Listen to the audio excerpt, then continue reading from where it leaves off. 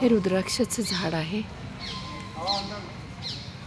फळे, हिरवी फळे दिसत आहेत.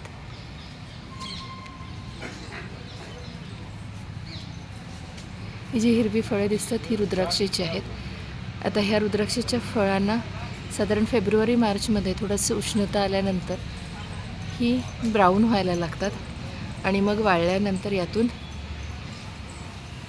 कोणत्या साईजचे आणि कोणते मुखी रुद्राक्ष हे त्यावेळेला कळते.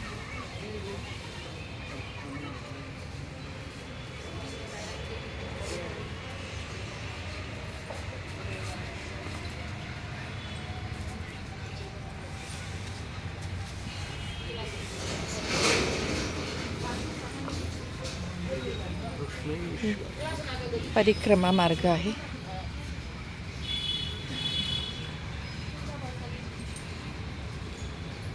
रुद्राक्षाच्या खाली, रुद्राक्षाच्या झाडाच्या खाली शिवाचे वास्तव असते आणि रुद्राक्षाची गोष्ट तर आपल्याला सगळ्यांना माहीतच आहे.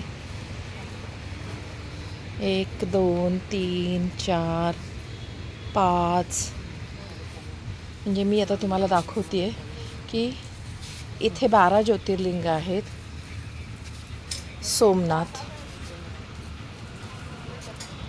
सोमनाथ सौराष्ट्र हे ज्योतिर्लिंग हे आत्ता स्थापन केलेले आहेत. म्हणजे हे पूर्वापार चालत आलेले नाही आहे, यांनी स्थापन केलेले आहेत. तारेश्वर, वैद्यनाथ, भीमाशंकर,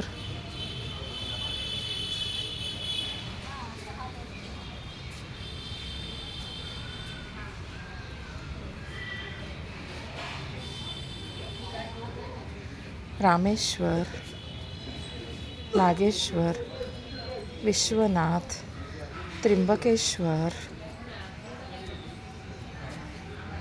केदारनाथ, घृष्णेश्वर या प्रकारामध्ये भले मोठे हे रुद्राक्षाचे झाड आहे. हा भला प्रचंड वृक्ष आहे.